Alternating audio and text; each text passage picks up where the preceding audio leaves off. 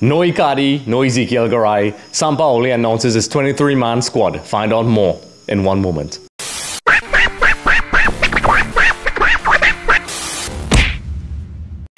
Hey everyone, welcome to another episode of Extra Time TV. This is Sooklal. The World Cup is approaching. It's just a couple of weeks away. All the squads are being announced, but of course, it's no secret I'm an Argentina fan, and Sampaoli has announced his squad. Mauro Icardi has been left out, Ezekiel Garay. A lot of people have mixed reviews about this thing, so let's get straight into it. This is the squad. Sergio Romero, Wilfredo Caballero, Franco Armani, Gabriel Mercado, Christian Ansaldi, Nicolas Otamendi, Federico Fazio, Marcos Rojo, Nicolas Tagliafico, Marcos Acuna. For the midfielders, Javier Mascherano, Eduardo Salvio, Lucas Biglia, Giovanni Lo Celso, Eva Banega, Manuel Lanzini, Maximiliano Meza, Angel Di Maria, Christian Pavon. For the strikers, of course, Leo Messi, Paulo Dybala, Gonzalo Higuain, Sergio Aguero. So there you have it, folks. That's the final 23 for Argentina. No Icardi, no Paredes. A lot of people actually thought were going to be there. Some arguments were being made for Centurion to be in there for his dribbling skills. I'm a fan of him. I mean, as I said before in my last video, I usually buy him in all my FIFA teams. But the exclusions, the most glaring exclusions, which is what we're going to start off with, is possibly not surprising. Mauro Icardi is not there. Everybody knows the story. We've been talking about him for the last couple of months, about his chemistry with the team, his off-field antics with Wanda and Maxi Lopez. You know, it has affected his stance with the national team. There are rumors that there's a mafia in the team, and you know, Messi picks the team, which I think is an absolute bunch of nonsense. I think Messi, obviously being the most creative player, has a lot of input in certain things, but I think at the end of the day, you have to pick the teams that really get the best out of your players. And I think Mauro Icardi, Sampaoli gave him a couple tries. He never really performed for Argentina, so you know, there's that argument. There's a lot of, you know, divisive opinions amongst Argentinian fans, where some are saying that they should overlook those things and carry him. We should carry the best players. Some are saying that because of his nonsense off the field, that it affects the team, which I agree.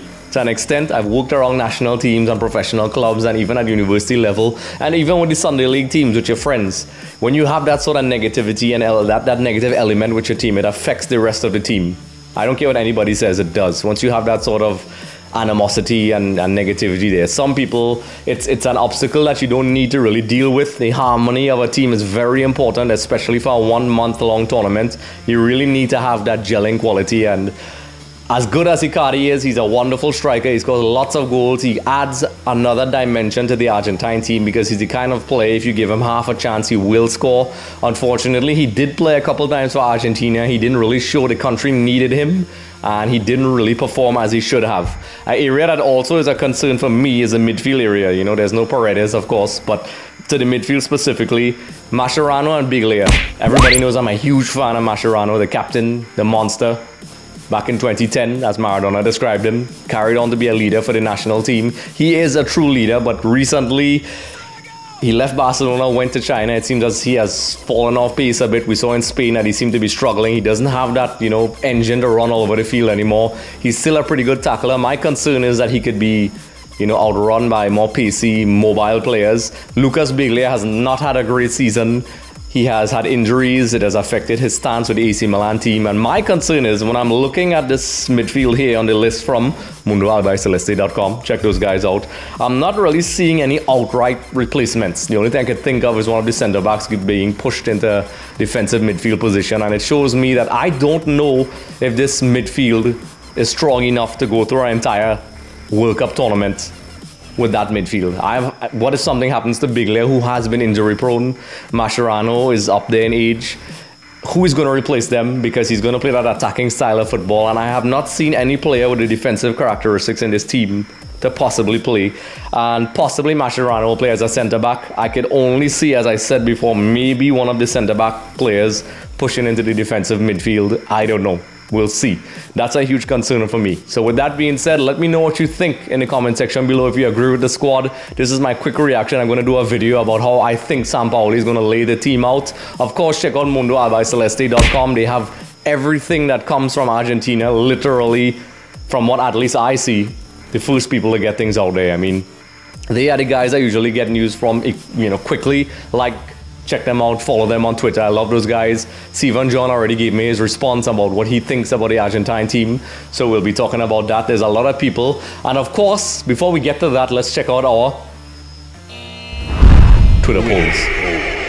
According to our Twitter polls, it's very divisive right now. It's 50-50. A lot of people said yes, they like the team. A lot of 50% said no. There's an option for undecided, which nobody clicked so far, but that could change. Check that out on our Twitter page, Extra Time TV TT. Follow, vote, let us know what you think. Comment if you have something you want to add. If there's a player that you think should be there and isn't. Who your ideal 23 should have been. I know that's not my ideal 23, which I'll probably talk about in the comment section below. But let me know what you think about the final 23. Is that the 23 that you like? What do you think about Argentina's chances with this team? Do you think Sampaoli could do this? A lot of people are saying he's a Copa America coach and not a World Cup coach. People are already making excuses that he did not have enough time. Me as an Argentina fan, I'm trying to remain impartial. You know, I'm not as optimistic as I was the last time around, but with all that being said, looking at this team from front to back, with the exclusion of Icardi, it's a pretty balanced team with the exception of the defensive midfielders. Fazio is not the paciest defender. I would have liked to see Garay and Otamendi play together. Unfortunately, that's not the case. The last World Cup, we saw Sabella going into the World Cup with Fernandes and Garay and these guys and Demichelis. And eventually Fernandes was dropped. So we don't know how the World Cup is going to play off. You could have tactics. But Sabella had tactical flexibility, and I don't think Sampaoli has that. Sampaoli is going to play that school of Bielsa football, which we'll discuss in another video. So with that being said, be sure to check out our upcoming videos. Kevon and I will be going through each group one by one for the World Cup. Leading into the World Cup, we're going to go from A all the way down to the final group to let you guys know what you think, who we think are the strongest groups, the weakest groups, strengths, weaknesses, whatever. Check that out. It'll be coming soon. Also, the UEFA Champions League is coming up. Check that out. And also, our big project, we're working with Flow Sports. I'm going to have my first show coming up soon, so stay tuned to check it out. You guys have a lot of input in that. You could let me know on Twitter, Instagram, wherever you want, Facebook, on the YouTube channel. You guys get to decide the upcoming topics. So no longer the man, which is media, will be allowed to control what is on TV. You all have an inside man. Of course, I can't speak about everything, but you could let me know what you all want to talk about. I listen to you guys. So tweet, comment, post, wherever you want. Let me know what you want to know. So with that being said, this is Sooklal of Extra Time TV. Let me know what you think about the squad and stay tuned for more.